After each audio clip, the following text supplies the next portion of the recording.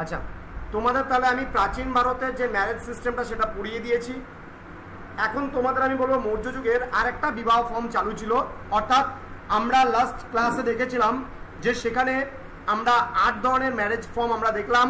ব্রাহ্ম, দৈব, আর্য, প্রজাপত্য, গান্ধার্ব, অসুর, রাক্ষস আর পৈশাচ, এই 8 ধরনের বিবাহ ফর্ম কিন্তু আমরা জানলাম বা আমরা শুনলাম, আমরা শিখলাম লাস্ট ক্লাসটাতে।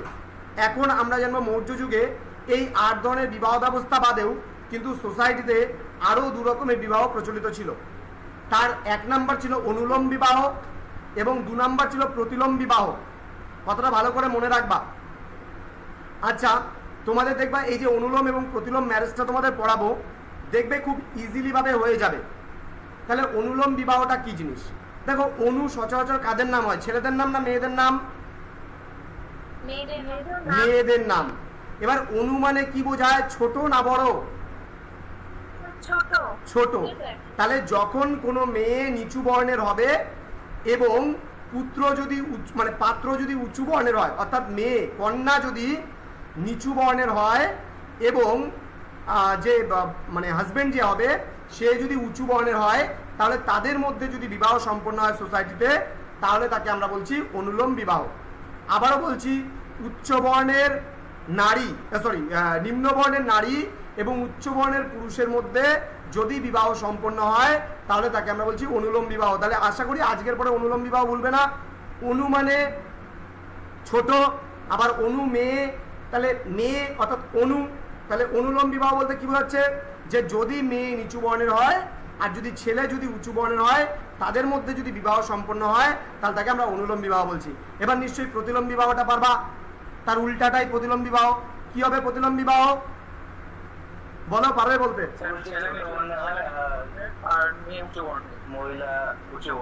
ছেলে কোন বর্ণের হবে প্রতিলোম বিবাহে?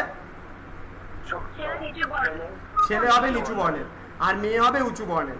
তাহলে ছেলে যদি উঁচু বর্ণের হয় আর মেয়ে যদি নিম্ন বর্ণের হয় তাহলে কি বলছি আমরা?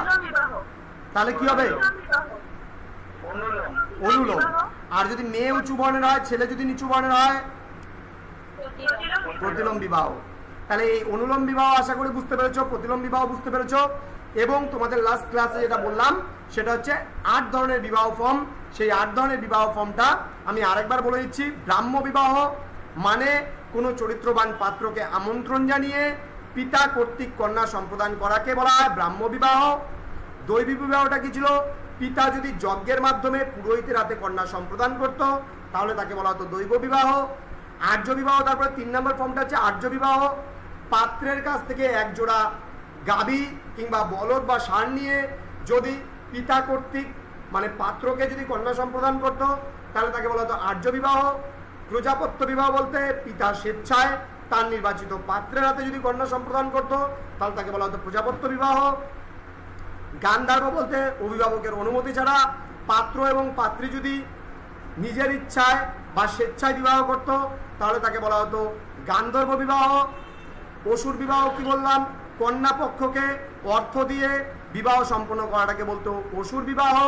রাক্ষস বিবাহ বলতে পাত্র জোর করে পাত্রীকে হরণ করে বিবাহ সম্পন্ন করলে তাকে বলতো রাক্ষস বিবাহ। আর সর্বশেষ যেটা ছিল পৈশাচ বিবাহ, নিদ্রামগ্ন এবং অচৈতন্য পাত্রীকে হরণ করে বিবাহ করার ঘটনাটাকে বলা হতো পৈশাচ বিবাহ। ঠিক আছে? তো আজকের এই ক্লাসটা পুরোপুরি রেকর্ডেড করা আছে, তোমাদেরকে আমি দিয়ে দিব। আর যারা ইউটিউবের মাধ্যমে এই ভিডিওটি দেখবে তাদের বলবো আমাদের অফিসিয়াল নাম্বার ডেসক্রিপশন বক্সে দেওয়া আছে। ডিটেলসে তোমরা যদি অ্যাডমিশন নিতে চাও আমাদের কাছে অ্যাডমিশন নিতে পারো। আর তোমাদেরকেও বলবো প্রত্যেকে, তোমরা যদি তোমাদের বন্ধুবান্ধবকে প্রত্যেকের কাছে রেফার করতে চাও আমাদের সেন্টারে, যারা হিস্ট্রি মেজর বা অন্য কোনো সাবজেক্টে মেজর থাক না কেন, আমাদের কাছে মেজর মাইনর পুরো প্যাকেজটা করতে চায়, তাহলে অবশ্যই কিন্তু আমাদের সেন্টারে স্টুডেন্টদেরকে রেফার করবে। তোমরা নিশ্চয়ই এতদিন ধরে বুঝে গেছো যে আমাদের ক্লাসগুলো কিভাবে হচ্ছে, কিভাবে দেওয়া হচ্ছে, কতটা তোমরা হেল্পফুল হচ্ছে না হচ্ছে সেটা আমি বুঝতে পারছি না। তবে আশা করি প্রতিদিনকার ক্লাসগুলো যেই উদ্দেশ্যে হচ্ছে সেই উদ্দেশ্যটা কিন্তু আমি পূরণ করে দিচ্ছি। প্রতিটা টপিক একদম তোমাদের একদম প্রথম থেকে শুরু করে শেষ পর্যন্ত তোমাদের ক্লাসে আমি মুখস্থ করিয়ে দিচ্ছি বলতে পারো। এবার কারো কোনো বক্তব্য থাকলে করতে পারো। বলো। 2 নম্বর বিবাহটা দৈব বিবাহ। দৈব মানে পিতা যজ্ঞের মাধ্যমে পুরোহিতকে কন্যা সম্প্রদান করলে। আর কারো কিছু ডাউট? হ্যাঁ, যজ্ঞ করতো, যজ্ঞ হয় না বিয়ের সময়, যজ্ঞ হয় যে সেই যজ্ঞটা, ঠিক আছে? হিন্দু ম্যারেজ ফর্মে তুমি দেখতে পাবে যে যজ্ঞ ছাড়া বিবাহ সম্পন্ন হয় না। এবার যজ্ঞের মাধ্যমে একটা হচ্ছে পাত্রকে দিচ্ছে, কিন্তু এখানে মানে পুরোহিতের হাতে কন্যা সম্প্রদান। প্রিয়াঙ্কা বলো, কি বলছিলে? স্যার আমাদের যে এসএসসির যে নোটগুলো দেওয়া আছে সেগুলো কি ইংলিশগুলো দেওয়া হবে না? না না না না, ওগুলো বাংলা ভার্সনেই সব কিছু তোমাদের লিখতে পারো তোমরা, কিন্তু ইংলিশে তোমাদের কোশ্চেন আসবে। আমি যখন সাজেশনটা তোমাদের দেবো তখন কিন্তু ইংলিশ ভার্সনে সাজেশনটা করে দেবো। হ্যাঁ ঠিক আছে। হ্যাঁ, আরও কারো কিছু সমস্যা? আর তোমাদের এইসি যে কম্পালসারি ইংলিশ আছে, সেই এইসি কম্পালসারি ইংলিশের উপরে মৌমিতা ম্যাডামের লেখা বই বেরোচ্ছে। সেই বইটা যদি তোমরা কিনতে চাও তাহলে প্রি বুকিং করতে পারো, কারণ আমাদের 100 কপি বই বুক হয়ে গেলে আমরা কিন্তু আর ছাপাচ্ছি না, আমরা 100 কপি বইই ছাপাচ্ছি। পরে কিন্তু বইটা পাবে না, আর কোনো কোম্পানি কোনো বই বের করবে না এই বছর, ঠিক আছে? তোমরা চাইলে নিতে পারো।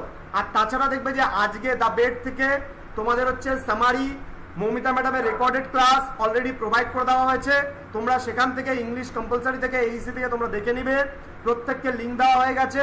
সেই লিঙ্কের মধ্যে দ্য বেড কোশ্চেন প্যাটার্ন দেওয়া হয়েছে, আজকে দ্য বেড পুরো টেক্সচুয়ালটা দেওয়া হয়েছে, সামারি দেওয়া হয়েছে, সামারির বাংলা মানে দেওয়া হয়েছে, প্লাস রেকর্ডেড ক্লাস দেওয়া হয়েছে, প্লাস কিছু প্রশ্ন উত্তরও দেওয়া হয়েছে। তোমরা আজকে ক্লাসটা শেষে দেখে নেবে, আর এই নোটটা আমি তোমাদেরকে আপলোড করে দিচ্ছি কিছুক্ষণ পর।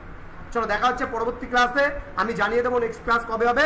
থ্যাংক ইউ এভরিওয়ান, চলো বাই। Thank you sir.